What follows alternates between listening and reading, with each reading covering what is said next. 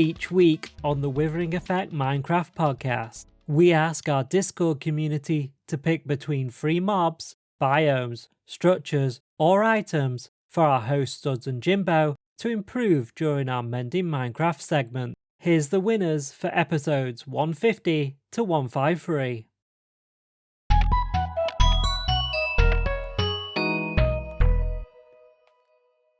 This week, we asked you to choose between one of 3 mobs for us to discuss and improve. Your choices were, bat. Everyone picked bat. Yeah, bat with 34 votes. No drum roll. Yeah, no drum roll. Yeah, it was between the bat, shulker, and mason, and the bat. It was a clear runaway. It was a landslide. Yeah, even though we talked about the bat last week. Yeah, we brought up the bat quite a few times, and talking about like mobs that need fixed, and here it is. Mm-hmm. We got it for Mending Minecraft. To start, I'll say a few things about the bat. A bat is a flying ambient passive mob that spawns in the overworld at light level of 3 or less on opaque blocks below layer 63. Bats are small, less than a block tall and wide. They squeak randomly. They often fly around aimlessly, tending to favor the east, didn't know that, and sometimes fly into lava and catch on fire. Pretty sure we've all seen those. Yep. Bats hang upside down on the underside of solid blocks while idle. If a player approaches a bat hanging upside down, even if the player is invisible, it flies away. Bats do not drop any items or experience upon death. And that is all for the bat. Okay, so last week we talked about using bat wings as a drop to texture the elytra. I still love that idea. I love being able to customize things in Minecraft. Mm-hmm. So like phantom wings, elytra wings, dragon wings, being able to combine those to an elytra to give it some kind of custom texture is very cool. I'm going to pronounce this wrong, but in the facts, it said guano is a great fertilizer. Guano. You pronounce it right. Yes. Because I've watched Ace Ventura. Oh, yeah. Long time. Is that where you know it from? Oh, yeah. Yes. Got that guano on your shoe. That's where I knew it from. We're all on the same page. Yeah. Yeah, it says it's a great fertilizer. So if that was a drop, yeah, if you were to like kind of have a bat cage where they kind of flew around and would have drops like that, and you could farm it and create fertilizer. We already have bone meal in the game, but this could kind of be another thing we could use. And then my big change would be if you attacked a red-eyed bat, it would create a vampire pillager. It would transform into a vampire pillager. That's wild. I mean, if the bat attacks a village. No, if you attack the bat. Oh, okay. You have to attack the bat. Because everyone tries to kill the bat to get the bat head. Mm-hmm. But if you attacked one that had red eyes, it would turn itself into a vampire pillager and obviously attack you. And what does the vampire pillager do? He wants to suck the blood. Sucks your blood. It counts. I kind of figure an effect a lot like withering, the withering effect. But yeah, it just slowly drains some hearts after it hits you. So that's all I got. I'm keeping it short this week. I think those are good ideas for especially a mob that does nothing. I mentioned a long time ago about some kind of sonar drop. We know bats are blind. They kind of use echolocation. And in the game, we kind of have this sonar ability. When we ring the bell, we can see pillagers through walls, and we kind of know where our villagers are at. It kind of gives you... Real quick, I'm gonna say this because someone's gonna put it in the Discord. Bats aren't blind. They have eyes. They have eyes. They have very good sight. But they're in darkness. They have echolocation. They can just see very good in the dark, too. I'm glad you used that disclaimer, though, because, I was probably going to have it after that. We missaid something last week, and I saw it get posted twice. And I was just like, okay. It's funny. But besides that, I would like to have them drop some kind of ability to maybe make a potion, like a sonar potion. Like a 30-second, you could see mobs through walls within... Yeah. 4 or 5 chunks away, something like that. I always like that idea. Well, it'd have to be within your render distance. Yeah. Yeah, even less than that. Let's to not make it as OP. Even that, because bats are hard to hit too. They are. Yeah. I'd like to go in a little bit of a different direction Okay. than the two of you guys. Okay. And I would say I like the fact that the bat does nothing. And the way to improve the bat is to add more mobs that also do nothing. And if you have more ambiance, if you have more of that, then it improves the bat in that way. Because I don't think we need everything to do everything. And I would say, like, let me give an example of a mob that does nothing that could be added. I just had this idea, like, literally right now, but it's the summertime. I would totally love it if Mojang added fireflies to the game. Like, they would do nothing, you know? He said the thing.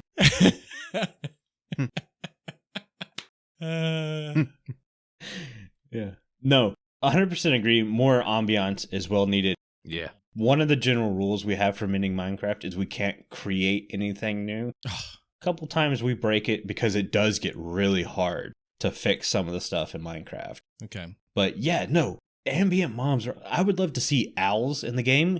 Yeah. Even if they just sit there and hoot at night. Yeah. All right. I'll rephrase my answer then. You fix bats by fixing shulkers, okay? And since that was the other option. And shulkers, now they shoot bats. Okay. Oh. That's how you fix bats. Infinite flight. Exactly. Yeah, I'm not gonna lie. I kind of like the idea of more ambient mobs. Yeah. Oh, I thought you were going to say the shulkers shooting bats. It would just become a meme. Even the lunchbox hates bats.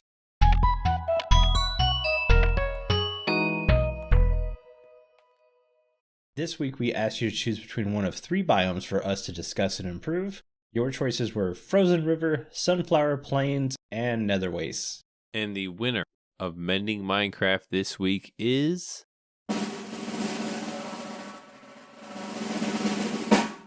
Sunflower Plains. What the heck? Felt like that was a tongue twister there for a second. Sunflower Plains. Yeah, it's a lot easier the second time. Mm-hmm. It barely beat out the Frozen River, which, we don't get too many close votes. But the Sunflower Plains had 17, 14 for the Frozen River, so 3 vote difference, and 9 for Nether Wastes. There weren't a lot of votes in this vote, like we normally. In total, not a lot of people voted this round.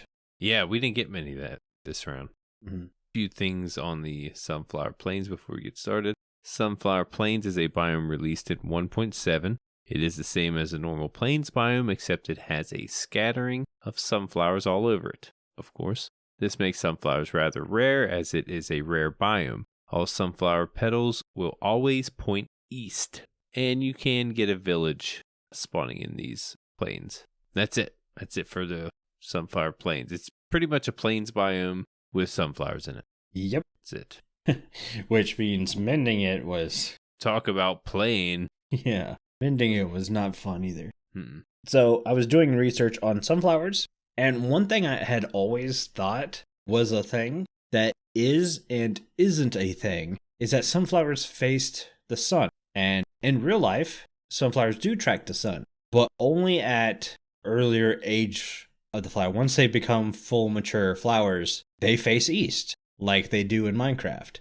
Mm. So that's the thing. So it's a real thing. So my first idea to mend was let's have some growth stages for sunflowers. Okay. That would be kind of cool. I don't think it would disrupt the dye. The idea, because you bone meal a sunflower and it gives you yellow dye it gives you more sunflowers and then you turn that into dye. Duplicates it. Yeah. Yeah. When you say smaller sizes, I'm picturing a little sunflower with sunglasses on.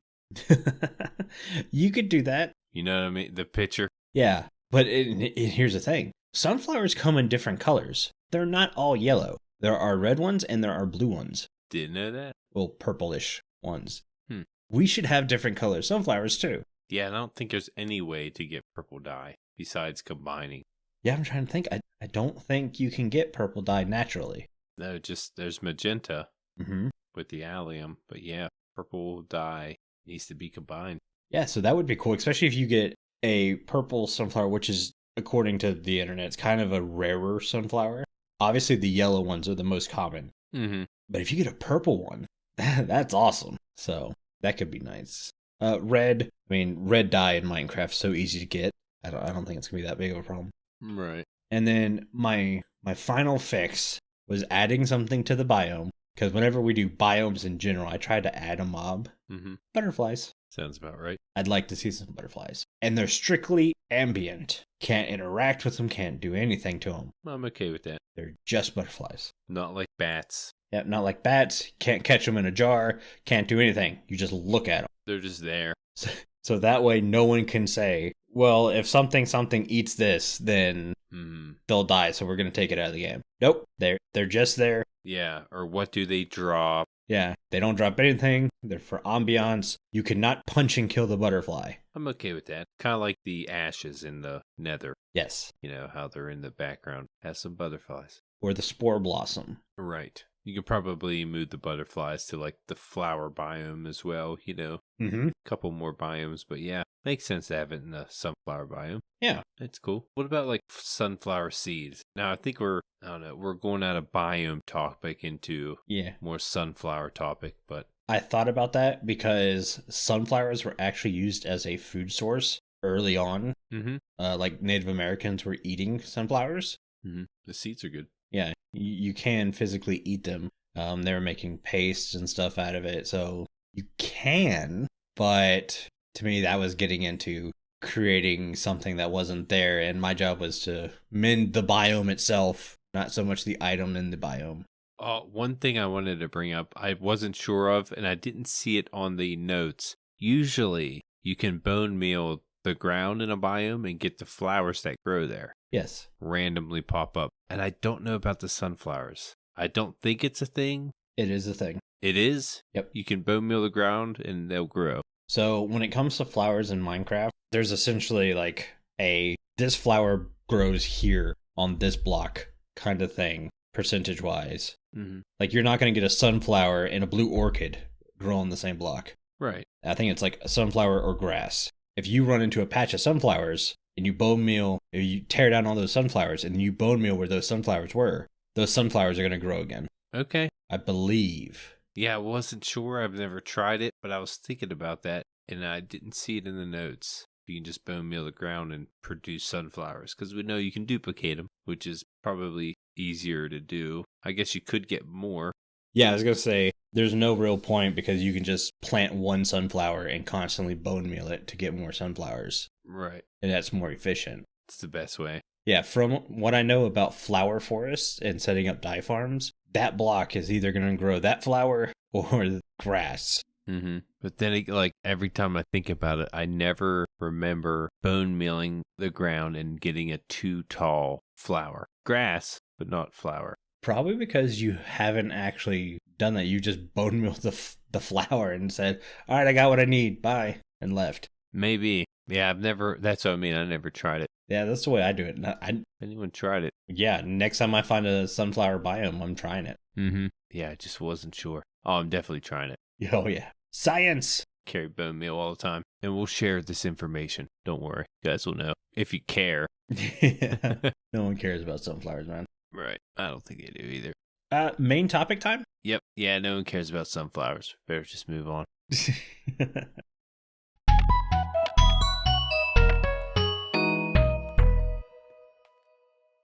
This week we asked you to choose between one of three structures for us to discuss and improve, and your choices were Pillager Outpost, Desert Pyramid, and the Iceberg. And the winner of Mending Minecraft this week is...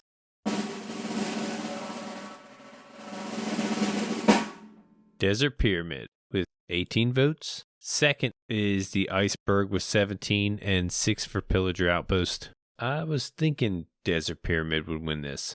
Yeah. Honestly, though, the votes have been kind of dropping lately. I don't know if people are just not happy with the picks for Mending Minecraft, but... Yeah, I mean, there's only so many structures, items, and mobs in the game to choose from when we do Mending Minecraft. These are going to, like, Pillager Outpost and Iceberg will come back around, eventually. Like, no one likes them now. Just imagine how it's going to be when they come back around the next time. And also putting out there, again, we've known about the Warden since episode 65. Right. It's episode 152. So we haven't been getting a lot of new mobs in the game. Mm-hmm. A few things on the Desert Pyramid before we start.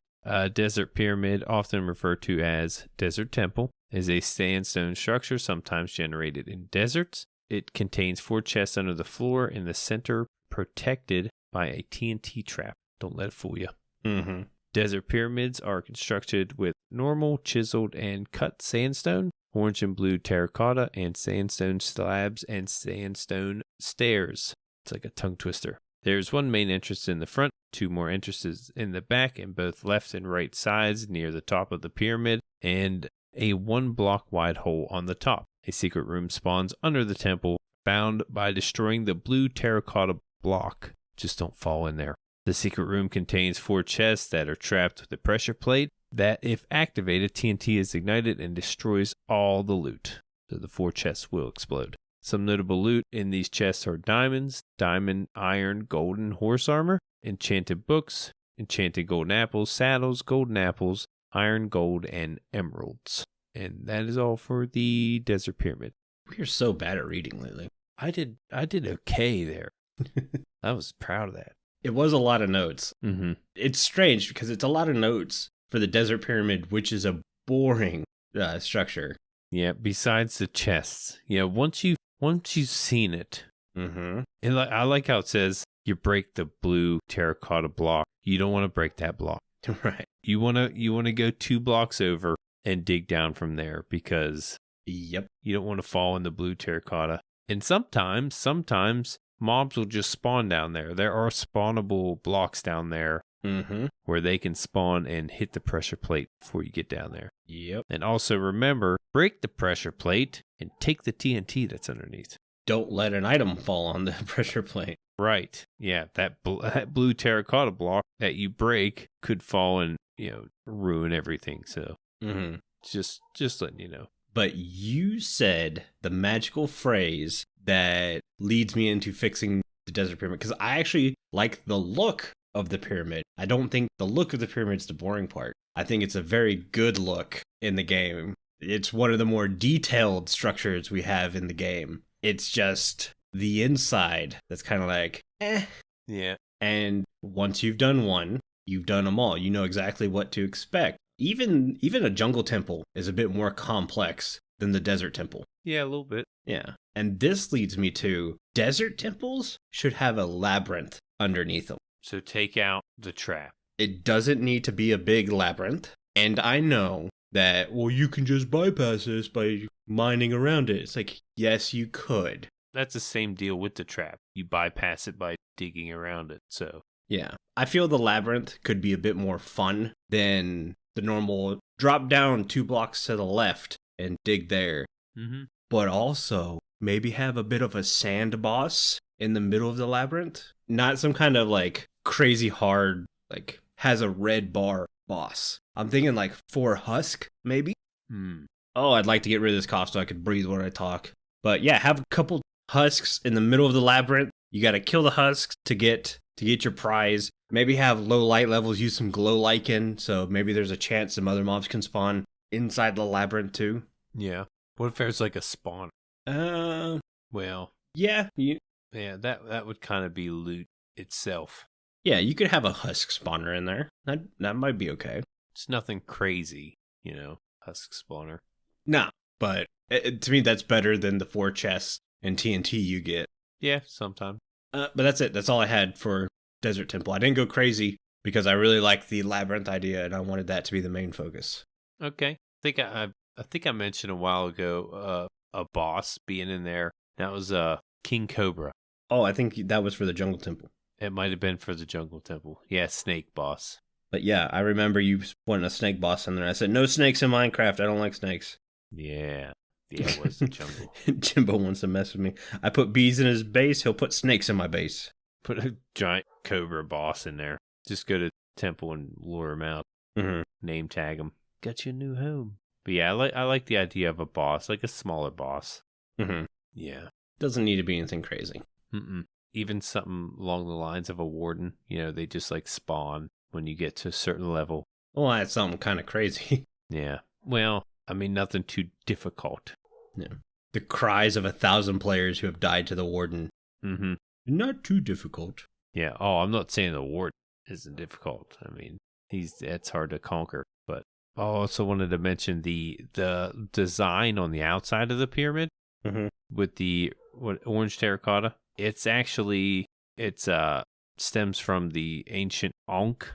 It's like a ancient thing. Ankh, it means like life or something, infinite life. Mm-hmm. I don't know if you're familiar with that. I thought that was pretty cool. There's a little bit of lore involved with that.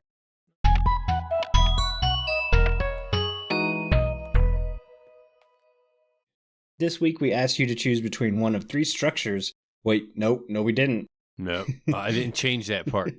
Jimbo cleaned the notes for us this week. Mm-hmm. But you guys had the choice of one of 3 items for us to discuss and improve. Your choices were item frame, pickaxe, and the compass. And the winner of Mending Minecraft this week is...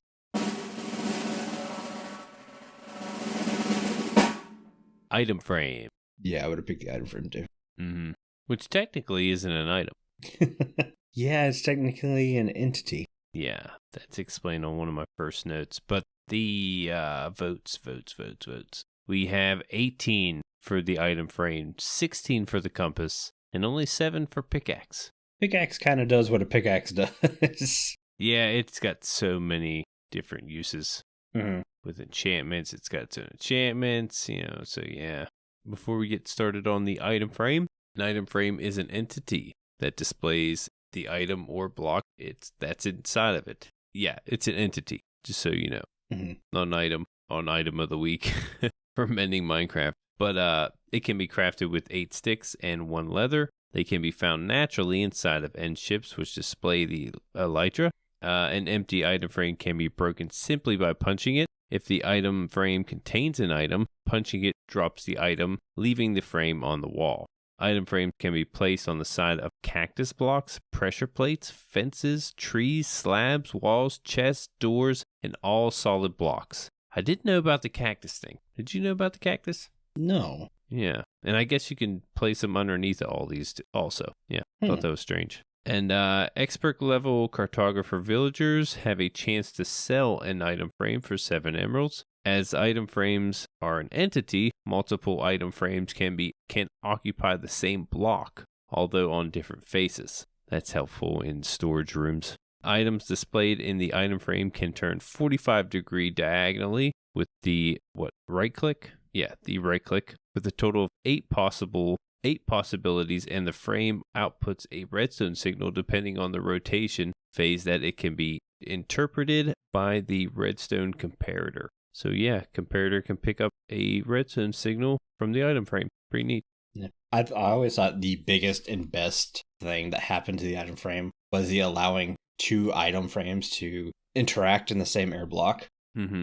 I remember having to design storage rooms around how I want my item frames to lay out. It was super annoying. Yeah. Whenever I like U-shaped storage rooms. It allows you to kind of like walk in there and scan for your block. Yep. Which I've always found nice in the creative process. If you have everything laid out and visually shown with item frames, it can help kickstart the creativity. And then doing a U-shape, whenever you got to the back 2 corners, you'd always have to jut it out because you couldn't have 2 item frames in the same place. So it kind of made for some weird interactions. But that fix has always been one of my favorite fixes.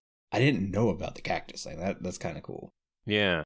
I wonder if something walks into the cactus, will the item frame pop off? You would think. I don't know. Yeah, normally it's not allowed touching anything else. Cactus, or else it pops off. But the item frame, didn't know it did that. I never really tried it. Never really had a reason. Mm-hmm. But now I'm going to. Definitely. My first fix goes along with the rotation. I have found some items don't sit right in the item frame, like an enchanting table sits sideways in the item frame. And I think it would look better top down. So allowing you to cycle through the rotation you have now, but then allow it to flip and do the other side of rotation would be really nice. Yeah. So a 90-degree rotation instead of all 45s. Yeah. I think that'd be really cool for some of the miscellaneous items. Sometimes I just end up using armor stands with the book, but that could be really cool. The invisible item frame should automatically be in survival mode. Yeah, very useful. You'd probably have to create some kind of invisible ink potion or whatever. Use the invisibility potion. Mix it with glow ink. I think you're onto something with invisible ink, because that's a real thing. Yeah. And you can add glow ink to change the item frame to make it glow. So yeah, invisible ink. Mm-hmm. I think you're onto something there. The only problem with the whole invisible item frame is when I use them on chests, like you were saying, for storage systems. Yeah.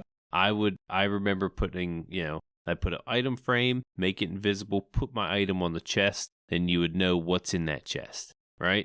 And then you got to click around that item frame. You can't click where the item frame is, or else you're just going to rotate the item that's in there, and it gets so annoying to perfectly try to click on this chest. But yeah, that's the only thing I don't like about the invisible thing. Mm-hmm. Is sometimes you click on it because you don't realize it's there. But yeah, it's useful in all kind of different ways, though. Especially if you name tag something and put it in an item frame, you get the name. It shows on the screen. It's pretty cool.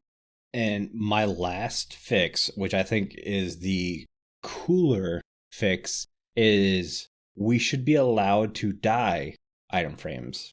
We're allowed to dye leather armor, leather horse armor, basically leather in general. And since an item frame is mostly leather, why can we not dye it? That's a good point. I think it would be really nice. They're all the same color. And this could make it be useful in different designs, not just for holding items. Exactly. Practically getting a new block. I think that's a huge fix that would create longevity to the game. Instead of changing the color by making a huge map a certain color. Yeah. I mean, you're going to get the outline of the frame. But yeah, it'd just be cool to have new colors. Yeah, I thought about being able to do different borders, but the borders are made with sticks, and sticks only come in one flavor right now. And I didn't want to create something new by saying, well, now every log type has a stick type. Yeah. And now every stick type can be used, and too much. Just allowing us to dye the leather. Good enough. They only come in oak flavor. Exactly. Oh, that's kind of it. Well, I thought I was just want to say how cool it is that you can place a map in an item frame and get the full block. Like, item frames only cover so much of the block, but when you put a map in there, it's pretty cool that you could actually, get a full picture there. Just wanted to throw that out there. Another cool feature. Yeah, and the fact that it's a seamless, when you put two of them next to each other. Yeah. So good.